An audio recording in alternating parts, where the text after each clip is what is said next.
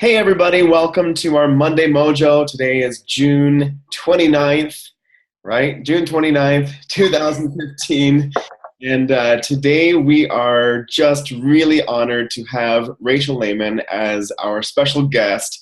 Rachel Thank you. and I go way back. We knew each other when we were kids. And it is Yeah. so great that that we've reconnected. And Rachel is a mom of two, and she'll tell you all about her story. But she has just done some incredible work with her fitness, so inspiring. And I can't wait for her to share some of her tips. As a very busy person, she has really found a way to make it work, and she also took the time to just educate herself about fitness and about food. And so, in addition to getting great results, she really has just learned a lot and can share a lot. So, if you are here live, I'm so glad that you took the time to share with us. And if you are watching this video afterward, I just really hope that this is something that's inspiring to you. As I like to remind us, whenever we see others who have done something that we want to do, it just gives us an opportunity to say, if they can do it, so can I. Rachel, I'm just going to hand you the floor and let you tell your story. Well, thank you so much. That was an awesome introduction. I feel flattered. I'm very excited to be here, and I hope that what I have to share can help and inspire a lot of you. So I thought I would go through kind of my three main points and just explain what they mean, and then afterwards open it up for anybody who has questions about anything or wants. If you have maybe like something that you're struggling with that you think I might have dealt with, I'm happy to tell you what I do or answer those questions.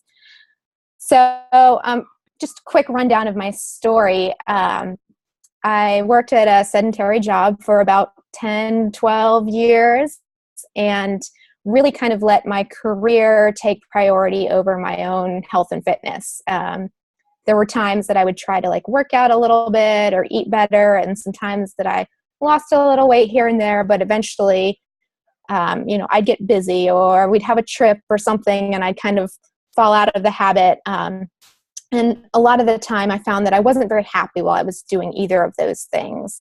Working out was kind of like a chore, and eating well was like, I didn't like the food I was eating, and I'd be cooking something, gross for myself, and my husband would be eating like Taco Bell and laughing at me. It's a particular painful memory there. And so, with all those past failures, I'd become pretty down on dieting in general. And then I had two kids, and I thought, I don't have time to work out. But the weight was kind of creeping on a little more every year, and just trying to be moderate and, make decent choices wasn't really working. I was maintaining, but I wasn't really losing anything. So when my second child was a year old, I decided, okay, there's no excuse now. I really need to make a change. So I started doing the 4-hour body diet, which is also known as slow carb diet. And it's basically lean proteins, veggies, and legumes. And the idea is that you can eat as much of that as you want, as long as there's no sugar, no dairy, no starches or anything. So it was kind of a simple thing that I thought, okay, I can grill a steak or cook a piece of chicken, have some salad, saute some veggies. Like, this is pretty easy, and I think I can make the food taste good. That's one thing about me. I am a major foodie, and I don't do well with food I don't like. If I don't like the food, I don't eat, and then I get hungry, and then I eat junk. So I really have to have the food taste good. So that's been a big part of my journey, is finding meals that taste good, that are still good for me. And so anyway, that was January of 2014. I started eating well. And then after about a month, I decided to add working out into the mix, because the weight was coming off very slowly. And so I thought, okay, if I work out, I'm going to accelerate this a little bit. And I started doing Jillian Michaels' 30-day shred videos. And I did those basically from February till about September, and then I started kind of mixing it up, doing a couple different things, trying to find out, what the best routine was for me. I felt like those videos were too easy now. I kept upping weights and trying to increase the intensity, but I was like, I'm ready for the next thing. And I was really bored of those workouts. And then that's when I conveniently came across 21 Day Fix. Michael introduced me to that. So I started doing 21 Day Fix. And also toward the end of the year, I was so sick of beans that I decided I would try a little bit of a different twist on the diet, and I went mostly paleo. So I basically swapped beans for fruit. And I really liked having some fruit from time to time, and I wasn't super strict. Like, I allow a little bit of dairy, and I had some cheat days here and there, but in general, as kind of a template for meals, that's what I was following. So I started doing 21 Day Fix for working out in December, and I loved it.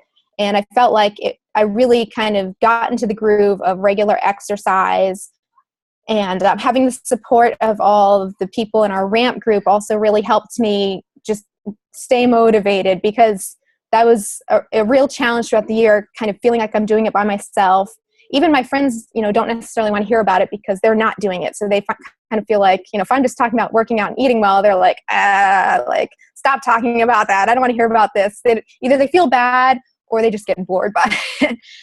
So having a bunch of people that with like-mindedness and interests that are similar and dealing with the same things was really helpful. And so basically, as of last December, I hit my goal weight that I've had for years and years and years. I started out close to 160. Last December, I hit 125, which was kind of that weight that I always told myself, like, if I weigh that much, I will be so happy. So now most of my focus is on just improving my body composition, just maybe building some muscle and maintaining or maybe losing a little bit of fat, but I'm pretty happy with where I am now. So it's all about just making sure that I don't backslide. So here is my before and after. I'll share my screen. Sorry, this is a little bit scary. Hopefully it inspires somebody. So I took some hasty befores thinking, I know I'm going to want these later, but I don't really have anybody around to take the picture. And then I was trying on bikinis for our vacation last February. So that's my after. So about 35 pounds lost. So it's pretty exciting for me. And anybody can do it. So now I'll just hit the things that I think really helped me get it done. Number one was prioritizing nutrition and other healthy habits. And by that, I mean figuring out what in my day I was doing that I didn't need to do and replacing that time with working out and preparing healthy food. And it did mean giving up other things. Now looking back, the other things I gave up seemed so inconsequential. Like, I basically said, I'm not going to watch any TV until I've worked out for the day.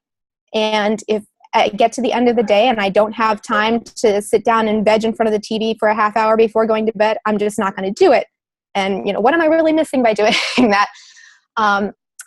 And then other relaxation time. So at that time, my younger child was taking 2 naps a day, and I used one of those naps to work out. And nap time was always like a really important time for me to, a lot of the time, just sit down and have time for myself and relax after, running around after kids all day. But also sometimes it was when I would work on like another personal project or something. So I just said, you know what, this is more important than that. And so making it an important thing, a non-negotiable every day. The other thing that I decided to do was put the same creativity and effort that I put into cooking indulgent food, to put it into nutritious food. Special occasion food was kind of my thing, but I was making it on way too many occasions.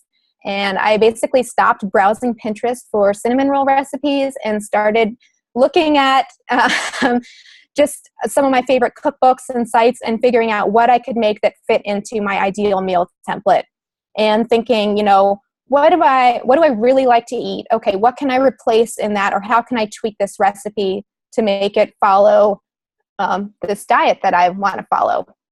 And I really started learning how to make like lighter and grain-free versions of a lot of my favorite recipes, and how to incorporate a lot more vegetables in the process. And that gets to my next point, which is eating my veggies. 3 meals a day. Actually, there were a lot of breakfasts that I ate that, sauteed kale, green beans, asparagus. Like, I ate a lot of veggies, and it became a kind of thing where I tried to build a meal around the veggies. In the past, I might have built it around meat and potatoes, or I'm going to make this bowl of pasta and I might have time to throw a salad together on the side. I kind of turn that around to be, okay, I have these veggies I'm going to cook. I think they would go well with this protein, and maybe cook some beans or some starchy veggies like carrots or squash on the side. But really making sure I got my veggies 3 meals a day, at least 2, but hopefully 3. And I found that when I was out at restaurants, replacing starchy sides with veggies was pretty easy. Like, almost every restaurant has grilled steak or grilled chicken or fish or something, and you can just ask them to hold the potatoes or the rice and give you veggies instead. And one of the books I read had a good point about that. He said a lot of times restaurants will balk at that, and you just say, I'm happy to pay extra, and you consider that your six-pack tax. It's the price you pay to eat well. I also found that the longer I went eating nutritious food, the more appealing it became. There are a lot of things that I was, didn't really like a year ago that I am happy to eat now. I got better at cooking all of these things too with practice. But my palate adjusted to really enjoy the flavor of vegetables and other things. Like, one of the things that was hard at first was making a cauliflower mash instead of mashed potatoes. And now I don't even like mashed potatoes anymore. I just like my cauliflower. So I feel like that, come a long way, and that just by consistently, making those things and always trying to find ways to improve. If I made something and it didn't turn out that well, I try to figure out, is there some way that I can tweak this and make it better and still be healthy, or is this like a recipe to toss out? I kept actually really careful notes of all the things I made and how they turned out. I have like an Evernote notebook of all my recipes and everything. And I will write my own notes on the recipe and say, like, this is really good, but next time I might do this. And I keep like a running list of all the ideally nutritious meals, so that if I need some inspiration, I can go back to that and remember, like, oh yeah, I made that a couple weeks ago. It was really good. I'll make that again. And then the other thing is, it's not something that I've necessarily struggled with, but like, when I make food for friends or bring it to a family member's house, one thing I find is buying high quality food makes a big difference. Like fresh greens for a salad versus like some crappy bag mix or whatever. A lot of these things, what people pass for vegetables most of the time is not that good. But if you explore some new things, buy fresh vegetables, buy things that are in season, go to the farmer's market, get the good stuff, vegetables taste a lot better than you'd expect. So, and then also another way to look at prioritizing nutrition is that for each individual food choice I made, when I decided to eat something, it was a question of what food is going to offer the most nutrients in a serving. So not every choice is made like that, but I would certainly, look at a list of options and say, well, I know spinach is really good for me and kale is really good for me, and all these things that have tons of nutrients and vitamins and fiber and everything, and trying to make sure that I ate at least one of those things at every meal. So the second point that really clicked for me when I started doing 21 Day Fix was making exercise a daily habit. When I started out, I was saying that I would like it to be, I'd like to work out 3 or 4 times a week. And that was kind of hard because there were days that I didn't work out. And so I was prone to think, oh, I'm kind of tired today, or I'm really busy, so I won't work out today. when I had workouts to do 7 days a week, that didn't happen. There was never any question about whether it would get done or not. I just knew that I was going to work out that day. And I always had it on my calendar. I would schedule daily recurring events for it. And when I looked at my calendar for the week, if my normal workout time conflicted with something, I would try to figure out another day that I could squeeze it in. And the cool thing about that is when you're working out every day, if you miss a day, it's not that big a deal because you've worked out for like the last 3 weeks straight. I actually at the beginning of this year had like something like a 60-day workout streak where I'd worked out every single day. And then we traveled and I had to miss a day. And I was like, oh man, that's such a bummer that I broke the streak. But then I was like, wait, I just worked out for like 59 days straight. That's awesome. And that's another area that having the accountability partners in the ramp or other friends really helps too, is like, that they're looking for that daily check-in. I have a couple other friends that I check in regularly with too. Actually, it's kind of funny. After they noticed my transformation, they kept asking me what I did. And I said, here, try this workout. And if you want some accountability, text me every day after you're done. And, we can be buddies with this. And I've really kept up with that with a couple of these people that I started with. And one thing about daily exercise too that I found, and I kind of knew this before but hadn't really experienced it, it's a huge help for mental health. I'm not the type of person that like burns off stress by exercising, but I find that when I'm in that daily habit, the stress just doesn't really happen the way it does when I'm not exercising. It's kind of like a preventative measure for me. And when you work out regularly and don't feel as stressed, you don't stress eat. So bonus. And then the last thing I would recommend to anybody is do the best you can and don't beat yourself up. And for me, the best you can is a pretty high standard. I think a lot of times I would find myself saying to myself, there's not really any good healthy options at this restaurant, so I'm just going to have a burger or, something, below my diet, eat junk because I know it's going to taste good. Well, the fact of the matter is most of the time you can do better. Maybe the salad isn't as exciting as the burger or the pasta, but it is a choice that you can make, and it's something that you probably won't regret. Most of the time I'd eat it and it was okay, but I'd feel good afterwards and I'd be proud of myself that I didn't cave and eat junk. And there's so many choices nowadays. Like we found one of the gas stations that we stop at a lot when we travel to my in-laws, which is about 3 hours away. They have packaged veggie packs. So I don't have to get chips. The best I can is better than that. And they may not be great veggies and they're packaged with ranch dressing, but still better than chips. And when you're consistently doing that, when you really have no choice, don't beat yourself up. There's no reason to let one bad meal get you down. There's certainly no reason to give up on everything just because you've had to eat one meal or snack that doesn't fit your ideal meal template. And the other thing is if you have a super packed day and you don't get the chance to work out, it's okay. Because you're exercising daily, you'll be back at it tomorrow. And you'll probably be burning a lot of energy in your busy day anyway. And one thing I do too is I wear a fitness tracker. I've used a Fitbit and now I have an Apple Watch, which I love. And it helps me recognize or, kind of track, like even if I didn't get to work out, yes, I did get some activity in today. So it's not a total loss. And also to know, the days that sometimes I do work out and then I sit around for the rest of the day and I'm like, oh, that wasn't so great. Maybe I needed to be up and around a little bit more. So that's basically it. I hope there's some tips in there that can help you all. And if anybody has any questions, I'd be happy to answer them. As people are thinking of their questions, I just gotta say how I feel like you probably could talk for like 2 more hours, and there's Yeah.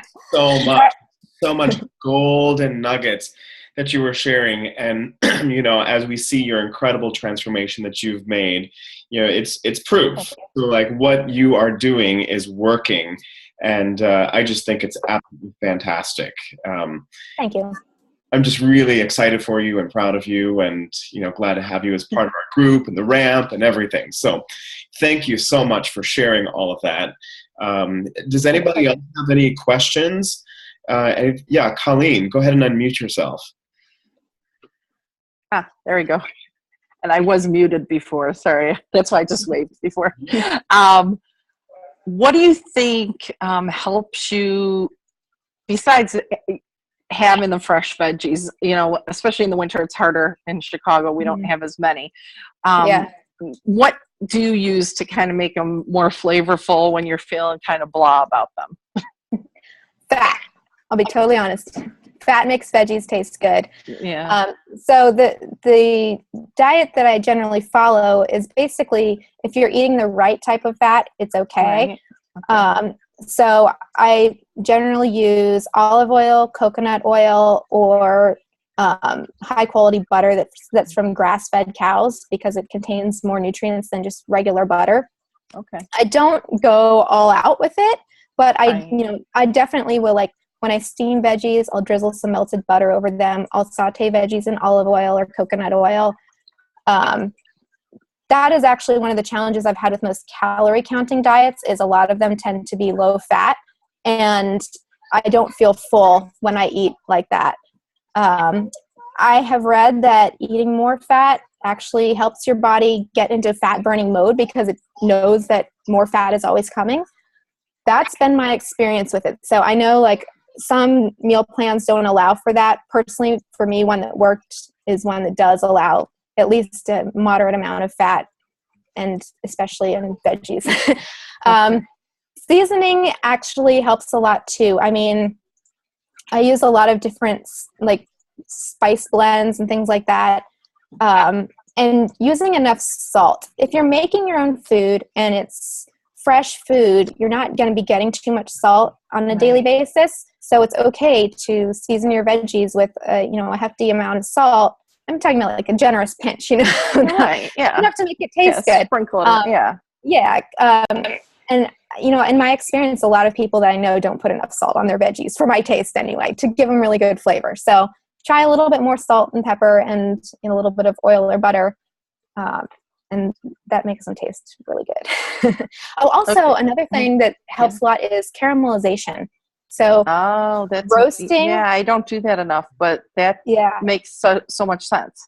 Yeah, so like throw any veggie in some oil, salt and pepper, like toss it in a little olive oil and salt and pepper, and then roast it at like 400, 450 for like 20, 25 minutes. Mm-hmm. And everything tastes awesome roasted like that. Or if you're going to saute it, just, make sure you do it at a high heat and get it nicely browned. Caramelized, yeah. Okay. Yeah, exactly. Thank you. Great. Because I'm not a good cook, but I'm trying to improve, So here's another great resource is anything by America's Test Kitchen, Cooks Illustrated magazine, their website.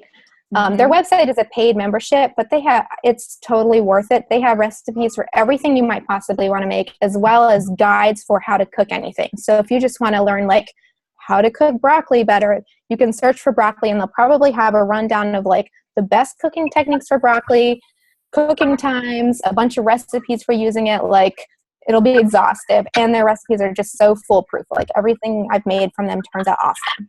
So check that out if you need some good recipes. Thank you, Rachel. Mm-hmm. Love it. Rachel, do you have a blog? I don't. I should.